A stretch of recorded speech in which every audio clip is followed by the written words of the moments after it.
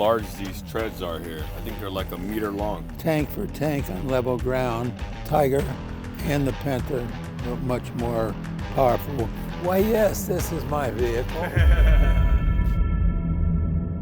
It brings back many memories. Not too fondly of it, though.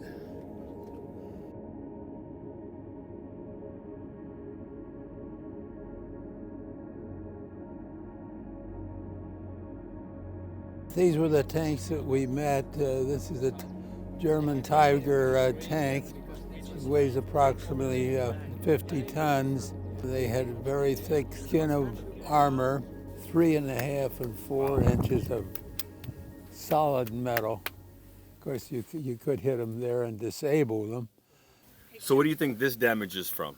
I think it's from an anti-tank weapon. And this one here? Also, both of those that penetrated, or all three of those. Would that be a scar a tank destroyer would leave? Well, it's hard to tell what kind of a gun disabled it, but all of our tanks had the possibility of firing a shot like that. You don't know what distance these were fired from. It could have been fired from as many as 100 yards to 500 or 600 yards. M10s that I was a company commander. I had 12 in each company. When I was a battalion commander, I had 36 M10s. We had a 76 millimeter at first, and then we had a 90 millimeter. The Germans had a 88 millimeter. The Tiger tank had much more armor than the American M10.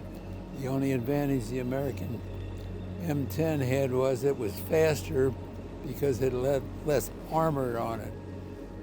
It could turn quicker than the Tiger or the Panther tank, but their gun was much more powerful than ours. It could knock out an American Sherman tank or any tank that any other country had between 800 and 1,000 yards, where most of the American other Allied tanks, they would have to get up within a couple of hundred yards. But it was almost impossible to knock these things out. But if it was tank for tank on level ground, the Tiger and the Panther were much more powerful than the Americans, but we outproduced them. And of course, eventually, that's how we overcame them. The Americans outproduced all the countries, and they, under Lend-Lease, lent a lot of these tanks to foreign governments. They all had different variations in weight. They were heavier because of the armor, whereas the Americans with less armor were faster. So the main thing is when you were being attacked by one of these tanks, you certainly didn't want to go man to man or tank to tank. You would prefer to catch them on the side or knock out their treads to disable them. Of course, they would still have the gun in view, but you could, say at night when they couldn't see, you could bring your tanks closer up to them if they were unable to move. Now, we generally had two types of ammunition, HE called a high explosive, and AP called armor piercing. So it depended what your attack was. If you were attacking, leading a group against infantry, and you would naturally use the high explosive. Whereas if you're going tank for tank, then you'd use the armor piercing ammunition. It was fixed ammunition. By that I mean you did not have to change the powder load or anything like that. It was automatically in the shell. Now the tank destroyers were of two variations. They were self-propelled and towed.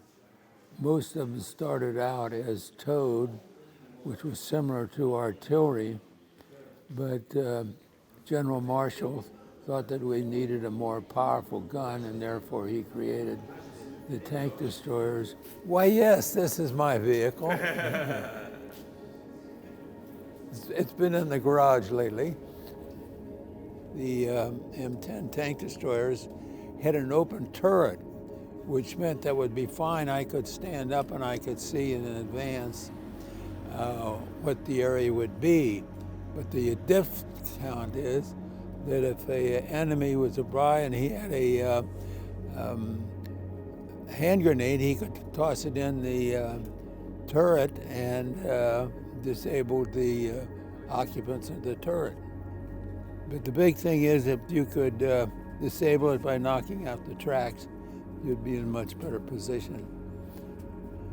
But the detriment here, this is difficulty in high hills or low marshy grounds. It could get mired down in that problem. So they had some serious defects. But as far as the armor concerned, you can see that there was much more armor on these tanks. And this 88 was a very powerful gun.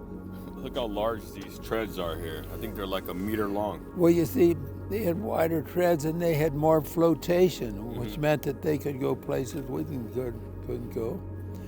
But they got mired down much more often than we did. So you guys try to disable them by... If we could hit it on the tracks, because there's many places here that could be broken off, whereas if you hit up in there, that's with this thickness, up around the gun. Yeah. And another thing, if you could hit it up there in the frontage, and damage the gun. So would you aim for the tracks? Yes, I would say whether we were going to get a frontage or a side shot. The main thing, you just wanted to hit it and hoping that it would glance off of one of these places and disable the gun or disable the tracks. Of course, they only had one person to look out. We had two. We had a driver and an assistant driver. We had a loader and the commander. But the main difference is the powerful gun that they had and the amount of armament that they had.